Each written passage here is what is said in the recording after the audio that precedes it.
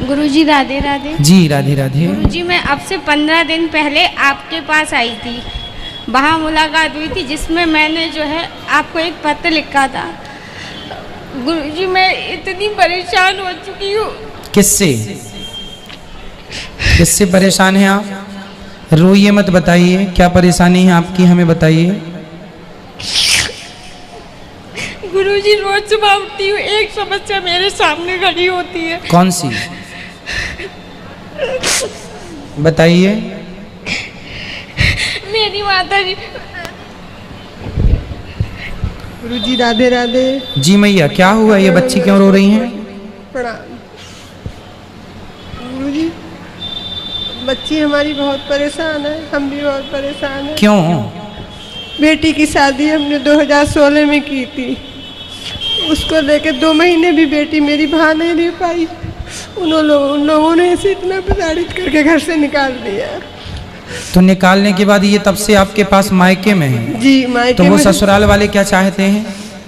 वो चाहते हैं कि हम इसको छोड़ दें। क्यों, क्या कमी है? पता नहीं, बिहारी जी जाने क्या कमी है, हमारी निगाह में तो कोई कमी है नहीं। तो वो क्या कहते हैं? कुछ तो कहते होंगे। सामने बात ही करने को तैयार नहीं है। आज गुरुजी मैं बहुत दिन इनसे बात कराओ। तो आपके पति क्या करते हैं? गुरुजी जब मैं वहाँ थी तो जो है वो मोटर पार्ट्स का बिजनेस करते हैं। आज की तारीख में वो जिंदा है या मर गए मुझे ये भी नहीं पता है। ससुराल में से जो कोर्ट में तारीखें वगैरह पड़ती हैं तो उसमें से फादर इन लॉ आते हैं और कोई नहीं आता। तो वो आपको क्यों नहीं पसंद कर रहे हैं, क्यों नहीं रख रहे हैं? आपकी तरफ से कोई गलती हुई या उनकी तरफ से? गुरुजी मेरी नज़र में मेरी कोई गलती नहीं है। मैंने मतलब हर उनकी बात को, यहाँ तक कि उन्होंने कहा आप अपने माता पिता से संबंध तोड़ दो, मैंने उन लोगों के लिए वो भी कर दिया। फिर? लेकिन गुरुजी उन लोगों ने उसके बाद भी मुझे घर से निकाल दिया। तो आपको जब निकाल दिए तो क्यों निकल आए घर से? बोलिए घर हमारा, हम शादी करके आए हैं। शादी हुई थी आपकी विधिवत, दोनों की राजी मर्जी से? जी। तो फिर क्या दिक्कत हुई? उनको ऐसे कोई कैसे निकाल देगा अपनी बहू को घर से?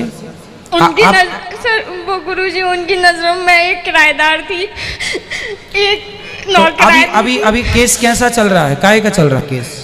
गुरुजी वही जो आजकल के वकील लोग बताते हैं, वही सारा खर्चे को लेके। और तो क्या तलाक डिवोर्स का चल रहा है? गुरुजी मैं ना, तो डिवोर्स वो चाह रहे हैं क्या? गुरुजी वो लोग चाहते हैं, मुझे ऐसा लगता है, पर गुरुजी मैं नहीं चाहती। तो आप उनको फोन लगाओ, आपके पति का नंबर है आपके पास? गुरुजी नंबर बदल लिए सब लोगों ने अपने। तो आप कितने दिन से अपनी माँ के पास हैं? गुरुजी आज 6-7 साल हो गई है। तो आप क्यों इतने साल से आप घर जाने की कोशिश क्यों नहीं की? गुरुजी एक बार गई थी, एक FIR हो गई मेरे खिलाफ। जब आप गई तो FIR करा दी? जी। क्यों? कि मेरे घर में जो घुस के मार पिटाई करी है। अच्छा। मैं और मेरी मम्मी गए थे वहाँ पे।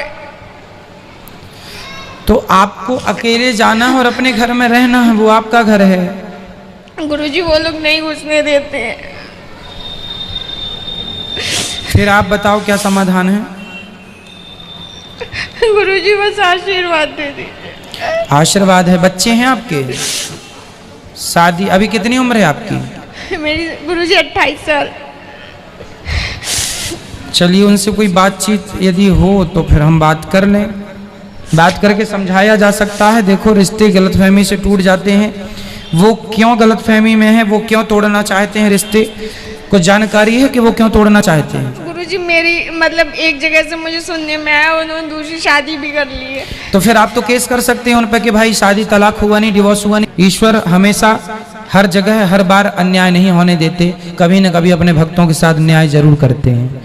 देर लगती है थोड़ा सा, पर ईश्वर भक्तों के साथ गलत नहीं होने देंगे। एक प्रार्थना है, जितना आप बूढ़ी माताओं के बारे में बोलते हैं थोड़ा सा बहुओं के बारे में बोले।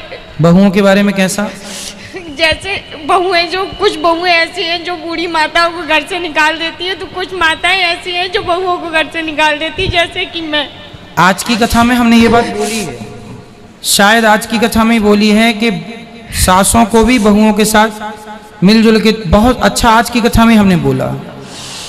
तो आज ही हमने बोला है बेटा, हमारी ओर से तो देखो समाज में जो बातों की जरूरत है उस ऐसा समाज का, घरों का ऐसा कोई मुद्दा नहीं है जिस मुद्दे पे ये दास अनिरुद्ध बातें ना करता हो चर्चा। इसलिए ताकि लोगों के जीवन में सुधार आए, कैसे रिश्तों को निभाना है, कैसे चलाना है, सब कोशिश तो हमारी है। भगवान आपको कभी दुख ना दें, कभी आपके जीवन में कोई संकट ना आए, यही मेरी प्रार्थना रहेगी। आप सदा खुश रहें और आप रोइए मत। देखो जीवन काटना है, निर्णय लेना है, रो कर नहीं, खुश रह के करो। खुश रहोगे तो विचार अच्छे आएंगे, कुछ कर पाओगे अपने लिए, नहीं तो रोते रोते जिंदगी और आप बीमारियों का घर बन जाएंगे। राधे राधे महाराज जी, ये मेरी बहन है और मेरी माता जी हैं। मैं बरेली से हूँ और मैं हरिद्वार में जॉब करती हूँ। मुझे आपसे कुछ ये पूछना है कि मेरे मन में बड़ी दुविधा रहती है। मैं माधव जी की सेवा करती हूँ। अब मैं हरिद्वार चली गई तो जब मैं लेकर जाती हूँ इनको तो सुबह में सेवा कर पाती हूँ, शाम में दोपहर में ये अकेले रह जाते हैं। और जब नहीं ले जाती तो मुझे अजीब सा लगता है। और फिर भी मैं हरिद्वार में क्या करते हैं आप?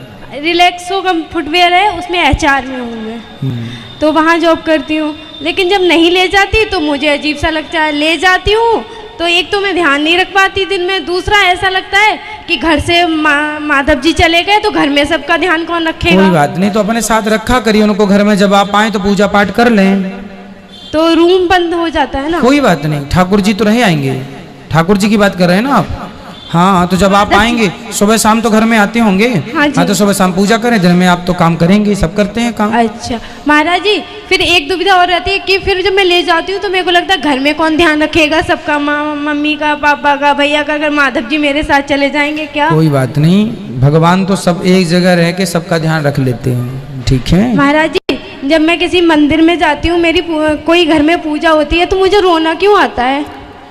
अच्छा है, रोने के बहुत सारे कारण हैं, पर भगवान से प्रेम हो, भगवान के लिए हम रोएं प्रेम से तो वो रोना सार्थक है। बहुत रोना आता है। ठीक है, भगवान के लिए रोना अच्छी बात है। राधे राधे महाराज। खुश रहिए। जिनका